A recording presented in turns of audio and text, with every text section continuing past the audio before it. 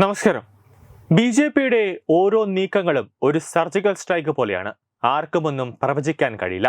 CPM-നെ പോലെയോ കോൺഗ്രസിനെ പോലെയോ അല്ല അവർ ഏതെങ്കിലും സ്ഥാനാർത്ഥികളെ പ്രഖ്യാപിക്കുന്നുവെങ്കിൽ അത് പാട്ടാണ്. അതായത് CPM-ഉം കോൺഗ്രസും ഏതെങ്കിലുമൊക്കെ സ്ഥാനാർത്ഥികളെ പ്രഖ്യാപിച്ചാൽ അത് പ്രഖ്യാപിക്കുന്ന സ്പോട്ടിൽ അല്ലെങ്കിൽ പ്രഖ്യാപിക്കുന്നതിന്റെ തലേ ദിവസം തന്നെ അത് പത്രക്കാരുടെ കൈകളിലേക്ക് ഫുൾ ഡീറ്റെയിലിംഗ് കിട്ടും. പക്ഷേ BJP അങ്ങനെയല്ല. എല്ലാം അതീവ രഹസ്യമായിട്ടായിരിക്കും. അവസാന നിമിഷമേ പൊതുജനങ്ങൾ അറിയുന്നതിനോടൊപ്പം തന്നെ മാധ്യമങ്ങളും അറിയുകയുള്ളൂ. BJP അതീവ രഹസ്യമായി അവസാന നിമിഷം മാത്രമേ ഓരോ കരുക്കളും നീക്കാറുള്ളൂ, ഓരോ കരുക്കളും പ്രഖ്യാപിക്കാറുള്ളൂ. അതും എല്ലാ നേതാക്കൾക്കും അണികൾക്കും സ്വീകാര്യമാകുന്ന ഒരാളായിരിക്കും. അല്ലാതെ ഇപ്പോൾ കോൺഗ്രസിനെ പോലെയോ അല്ലെങ്കിൽ CPM-നെ പോലെയോ ഒരു നേതാവിനെ പ്രഖ്യാപിച്ചു കഴിയുമ്പോൾ അല്ലെങ്കിൽ ഒരു സ്ഥാനാർത്ഥിയെ പ്രഖ്യാപിച്ചു കഴിയുമ്പോൾ തമ്മിത്തല്ലൊന്നും BJP-യിൽ ഉണ്ടാവാറില്ല. കാരണം ഓരോ നേതാക്കളുടെയും അണികളുടെയും മനസ്സിന്റെ സ്പന്ദനം അറിയുന്ന ഒരു പാർട്ടിയാണ് BJP. അതിന്റെ മുതിർന്ന നേതാക്കളാണ് ആ BJP-യിലുള്ളത്. ഉപരാഷ്ട്രപതി സ്ഥാനാർത്ഥിയെ NDA പ്രഖ്യാപിച്ചത് പതിവ് പോലെ BJP-യുടെ രാഷ്ട്രീയ തന്ത്രങ്ങളുടെയും നീക്കങ്ങളുടെയും മൂർച്ച എത്രത്തോളമുണ്ട് എന്നതിന്റെ തെളിവായി മാറിയിരിക്കുകയാണ്. നേരത്തെ പ്രചരിച്ച പല പേരുകളും അഭ്യൂഹങ്ങളും തള്ളിക്കൊണ്ടാണ് NDA ഉപരാഷ്ട്രപതി സ്ഥാനാർത്ഥിയായി CP രാധാകൃഷ്ണനെ പ്രഖ്യാപിച്ചത്. തുടക്കം മുതൽ തന്നെ ഓരോ പേരുകളും മാധ്യമങ്ങളും പ്രഖ്യാപിച്ചു കഴിഞ്ഞു. തമിഴ്നാട്ടുകാരനായ CP രാധാകൃഷ്ണനെ ഉപരാഷ്ട്രപതി സ്ഥാനാർത്ഥിയാക്കിയതിൽ കൃത്യമായ രാഷ്ട്രീയ ലക്ഷ്യവും BJP-ക്കുണ്ട്. RSS-ലൂടെ വളർന്ന് തമിഴ്നാട് BJP അധ്യക്ഷനായി, MP ആയി, പല സംസ്ഥാനങ്ങളുടെ ഗവർണറായി, ഒടുവിൽ ഉപരാഷ്ട്രപതി സ്ഥാനാർത്ഥിത്വത്തിലേക്ക് വരെ എത്തിയ തന്റെ പേരും പെരുമയും വിപുലപ്പെടുത്തിയിരിക്കുകയാണ് രാധാകൃഷ്ണൻ. നേരത്തെ Bihar governor Arif Muhammad Khan, Delhi lieutenant governor VK Saxena, Jammu Kashmir lieutenant governor Manoj Sinha, Janata Dal MP Harivansh, Karnataka governor Thawarchand Gehlot തുടങ്ങിയ ശശി തരൂർ, അങ്ങനെ ഒരുപാട് പേരുകൾ വാർത്തകളിൽ ഇടം പിടിച്ചിരുന്നു. എന്നാൽ തീർത്തും അപ്രതീക്ഷിതമായാണ് രാധാകൃഷ്ണനെ സ്ഥാനാർത്ഥിയായി പ്രഖ്യാപിച്ചത്.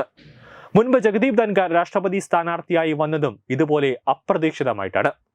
ഇന്ത്യയുടെ സ്ഥാനാർത്ഥിയായി ദ്രൗപദി മുർമുവിനെ കൊണ്ടുവന്ന് BJP എല്ലാവരെയും അത്ഭുതപ്പെടുത്തിയതും BJP-യുടെ രാഷ്ട്രീയ തന്ത്രങ്ങളുടെ ഒരു നീക്കമായിരുന്നു. ദക്ഷിണേന്ത്യയിൽ നിന്നുള്ള ആൾ എന്ന സവിശേഷതയും CP രാധാകൃഷ്ണന്റെ സ്ഥാനാർത്ഥിത്വത്തിനുണ്ട്. ജഗദീപ് ധൻഖർ ഉപരാഷ്ട്രപതി പദം രാജിവെച്ച ഒടുവിലേക്കാണ് പുതിയ സ്ഥാനാർത്ഥിയെ തീരുമാനിക്കുന്നത്. ഉപരാഷ്ട്രപതി സ്ഥാനത്തേക്ക് എതിരില്ലാതെ തിരഞ്ഞെടുക്കപ്പെടുന്നത് ഉറപ്പാക്കാൻ പ്രതിപക്ഷത്തിന്റെ പിന്തുണ തേടുമെന്നാണ് JP നഡ്ഡ പറയുന്നത്. അതിനായി പ്രതിപക്ഷത്തെ മുതിർന്ന നേതാക്കളുമായി ബന്ധപ്പെട്ടിട്ടുണ്ടെന്നും അദ്ദേഹം വ്യക്തമാക്കുന്നുണ്ട്. ഉപരാഷ്ട്രപതി സ്ഥാനത്തേക്ക് BJP തമിഴ്നാട്ടിൽ നിന്നുള്ള നേതാവിനെ പരിഗണിച്ചതിലൂടെ തമിഴ്നാട് രാഷ്ട്രീയത്തിലും ഒരു സർജിക്കൽ സ്ട്രൈക്കാണ് BJP നടത്തിയത്. തമിഴൻ ഉപരാഷ്ട്രപതിയാകുന്നതിനെ DMK തടയുമോ എന്നാണ് ഇനി അറിയേണ്ടത്. ഈ സാഹചര്യത്തിൽ DMK-യുടെ നിലപാട് എന്തായിരിക്കുമെന്ന ചർച്ച തമിഴ്നാട് രാഷ്ട്രീയത്തിൽ സജീവമാണ്. ഇതുവഴി വരുന്ന തിരഞ്ഞെടുപ്പുകളിൽ വോട്ടുകൾ പിടിക്കാൻ സാധിക്കുമെന്ന ഒരു കണക്കുകൂട്ടലും BJP-ക്കുണ്ട്. സ്റ്റാലിൻ തടസ്സം നിന്നാൽ BJP-ക്ക് ഇത് തന്നെ ഒരു സുവർണ അവസരമായി മാറും. R വെങ്കിട്ടരാമന് ശേഷം തമിഴ്നാട്ടിൽ നിന്നുള്ള ഒരാൾ ഉപരാഷ്ട്രപതിയാകാൻ സാധ്യതയുള്ള സാഹചര്യത്തിൽ DMK-യുടെ തീരുമാനം അതീവ നിർണായകമാണ്. പാർട്ടി നിലപാട് മുഖ്യമന്ത്രിയും പാർട്ടി അധ്യക്ഷനുമായ MK സ്റ്റാലിൻ തീരുമാനിക്കുമെന്നാണ് DMK വ്യക്തമാക്കുന്നത്. ഇന്ത്യ സഖ്യത്തിന്റെ പൊതുനിലപാട് എന്തായിരിക്കുമെന്നും ഇപ്പോൾ പറയാനാകില്ല എന്നാണ് അദ്ദേഹം കൂട്ടിച്ചേർത്തത്. കഴിഞ്ഞ ആഴ്ച CP രാധാകൃഷ്ണൻ സ്റ്റാലിനെ സന്ദർശിച്ചിരുന്നു.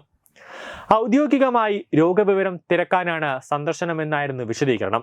എന്നാൽ ഉപരാഷ്ട്രപതി സ്ഥാനത്തേക്കുള്ള അദ്ദേഹത്തിന്റെ പേര് അപ്രതീക്ഷിതമല്ല എന്നാണ് DMK നേതാക്കൾ സൂചിപ്പിക്കുന്നത്. അതേസമയം തമിഴ്നാട്ടിൽ നിന്നുള്ള ഒരാൾ ഉപരാഷ്ട്രപതിയാകുന്നത് DMK എതിർക്കുന്നുവെന്ന പ്രചാരണം 2026-ലെ നിയമസഭാ തെരഞ്ഞെടുപ്പിൽ BJP-ക്ക് മുന്നോട്ട് വയ്ക്കാനാകും.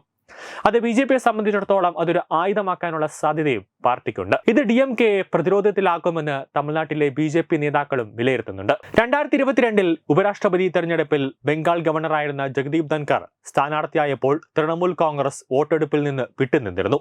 സമാനമായ ഒരു നിലപാട് സ്റ്റാലിൻ സ്വീകരിക്കുമോ എന്ന ആകാംക്ഷയിലാണ് രാഷ്ട്രീയ നിരീക്ഷകർ. എങ്കിലും BJP-യോടുള്ള നിലപാടിൽ മാറ്റം വരുത്തേണ്ട സാഹചര്യം നിലവിൽ ഇല്ല എന്നാണ് അണ്ണാ DMK വൃത്തങ്ങൾ വ്യക്തമാക്കുന്നത്.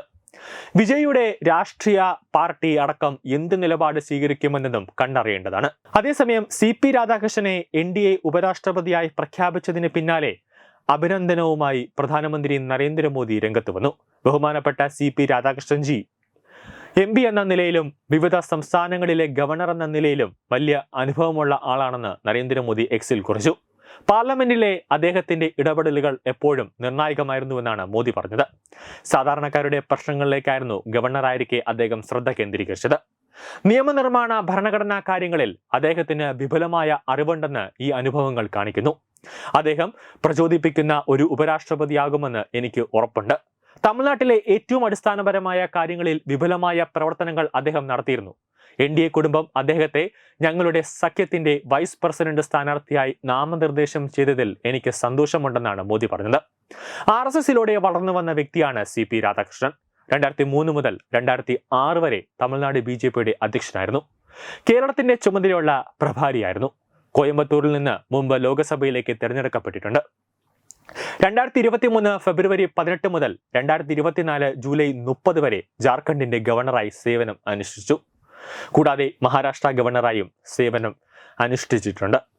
പിന്നീട് കുറഞ്ഞ ദിവസങ്ങളിൽ തെലങ്കാന ഗവർണറും പുതുച്ചേരിയുടെ ലഫ്റ്റനന്റ് ഗവർണറുമായി സേവനം ചെയ്തു. 1957 ഒക്ടോബർ 20 തമിഴ്നാട്ടിലെ തിരുപ്പൂരിൽ ജനിച്ചു. ന്യൂസ് ഡെസ്ക് തത്തമൈ TV.